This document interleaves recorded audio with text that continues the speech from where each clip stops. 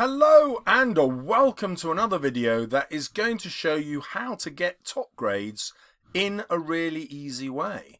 We're focusing on the weird sisters, the witches, and we're asking a question that invites two answers. So the question is, do the witches have any supernatural power over Macbeth?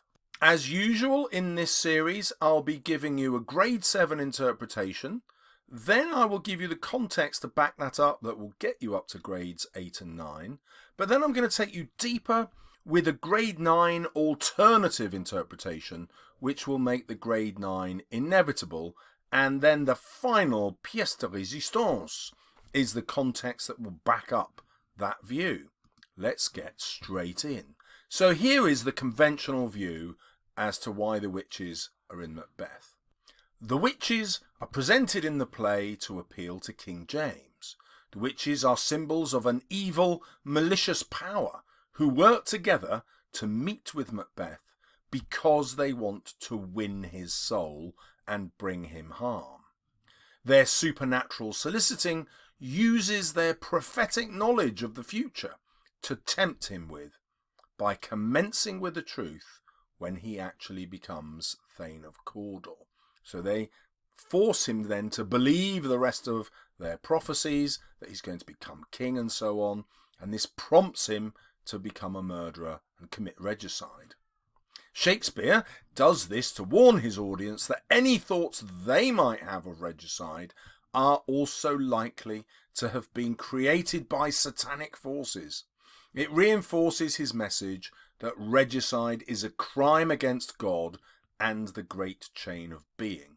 Now, hopefully you've watched my video on the great chain of being, and hopefully you'll know the political reasons that Shakespeare wanted to persuade the nobles that regicide was a terrible idea politically.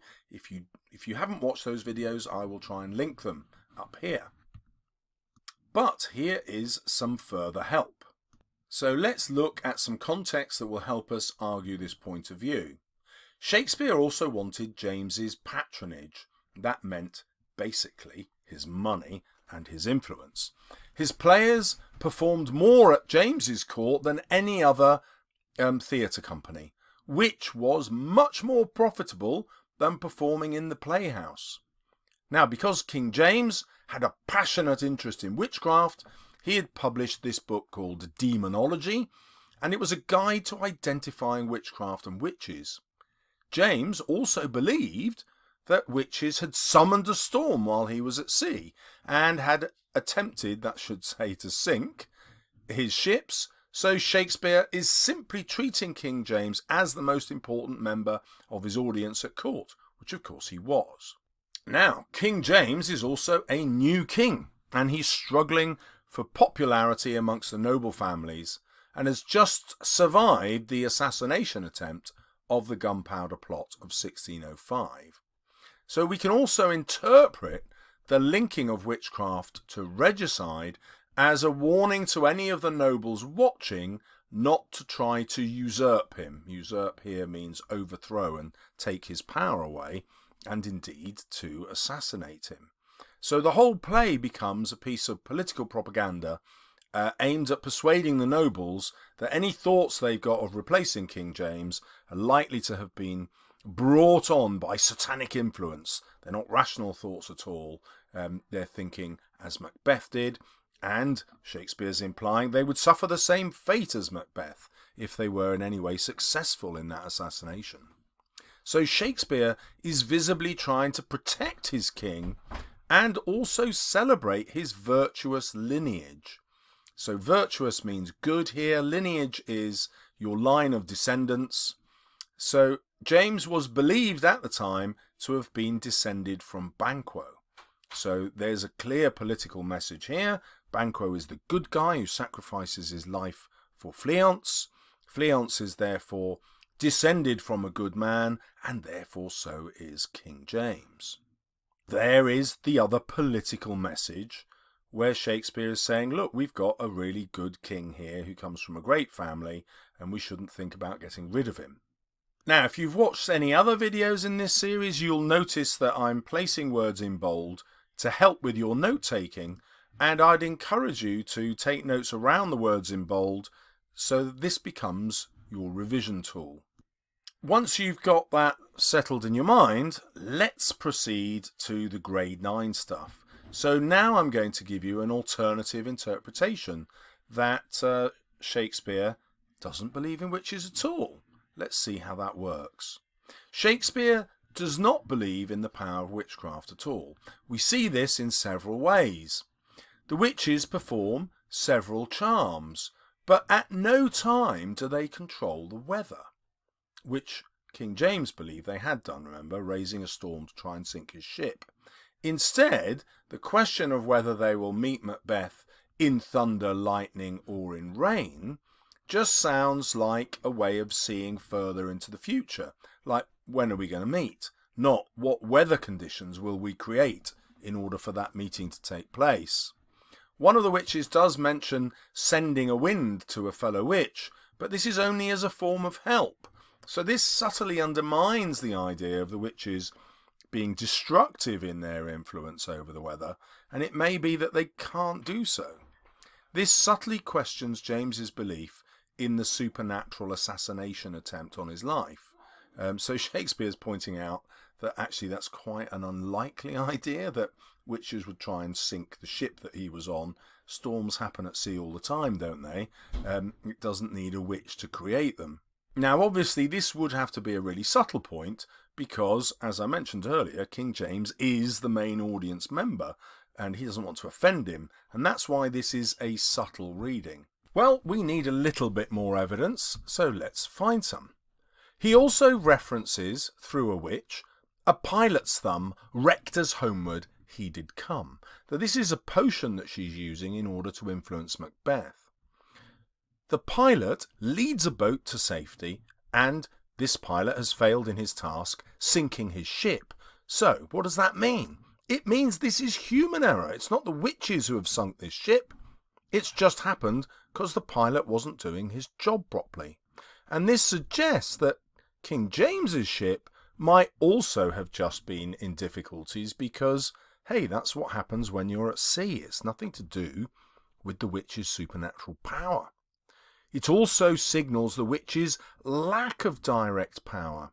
How do I know this? Well, if we go back to that quotation, they didn't create this storm that created the shipwreck because there is no I in the quotation. It's not a pilot's thumb. I wrecked as homeward he did come.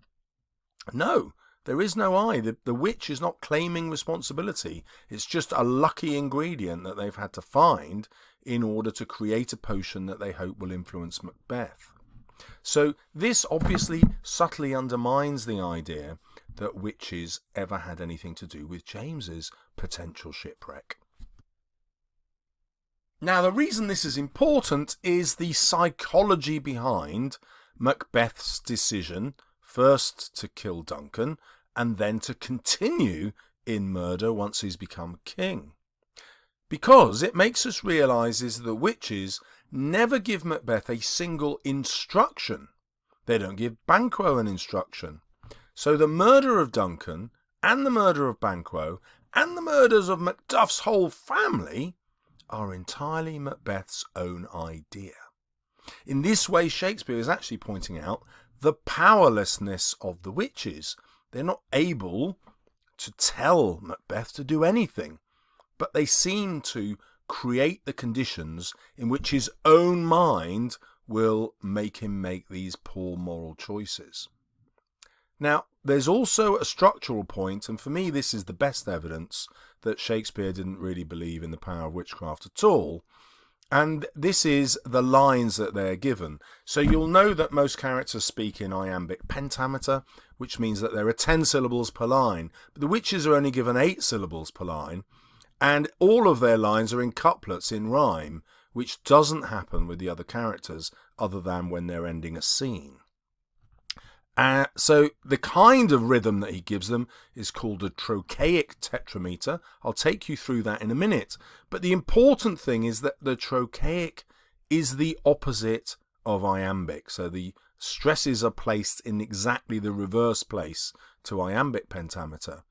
And in this way, he's making a distinction between the power of the other characters in the play and the power of the witches, which is much lesser. The effect is not to make them sound sinister, but to remind us of children's poetry or nursery rhyme. So, let me show you. You might have practiced this in class. It's good fun. It's not sinister. Double, double, toil and trouble, fire, burn and cauldron bubble, fillet of a fenny snake, in the cauldron boil and bake, eye of newt and toe of frog, wool of bat and tongue of dog, adder's fork and blind worm's sting, lizard's leg and howlet's wing, for a charm of powerful trouble, like a hell broth boil and barble. See, not sinister at all. Childlike, it's fun. And Shakespeare's making a really profound point, I think, through his choice of the Trochaic Tetrameter. He's saying that the witches are lesser than Macbeth, lesser than Banquo, which is why they only have 4 stresses per line instead of 5 that you get in iambic pentameter, and why they have only 8 syllables per line compared to 10 in iambic pentameter, and why they start their lines with stresses. Double, fire, fillet, which is the opposite of iambic pentameter when it's the second syllable that's stressed. So in all these ways, Shakespeare is making crystal clear that the witches lack power and have a lesser status than the other characters in the play. Now, I think one of the reasons he does that as well is to point out that they are socially excluded. He wants us to have kind of sympathy for the witches' social standing. They are driven towards witchcraft, they're driven towards this idea of trying to manipulate men because they do not have power. It is a patriarchal society, remember, one in which the men have power, and the only way they can get power as women is through marriage. Well, why can't our witches get power through marriage? Well, first, they're poor, they're described as being dressed in rags, and also they're ugly. Macbeth talks about them having beards. So they've got no currency in this patriarchal society as human beings, and they've only got currency as a woman if they're attractive or rich. And obviously the witches are not. And so their only way of gaining power is to influence powerful men. So let's have a look at that in some context. This effect is so much a reference to childhood that the recent Royal Shakespeare Company production cast 3 primary school age girls as the witches. And hopefully, having heard my fantastic reading of their spell, you can see why that would fit a childlike reading. And you're allowed to talk, by the way, about a modern day interpretation as a way of understanding the context.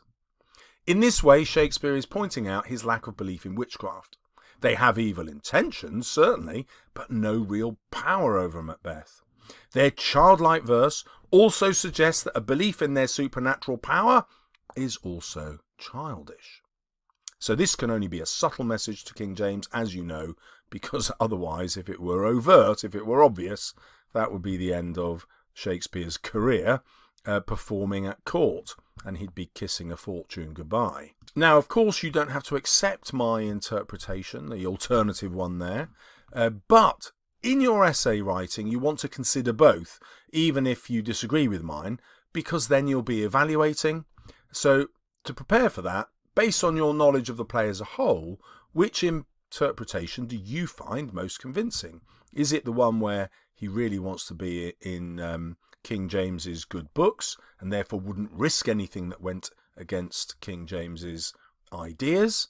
Or is he actually being quite subtle and banking on the fact that James wouldn't understand these references, and also trying to make sure that the blame is squarely on Macbeth's shoulders? He can't really blame the witches for the decisions that he makes. So you decide, explaining why you disagree more with one than the other or agree more with one than the other, and that's going to guarantee you your grade 9.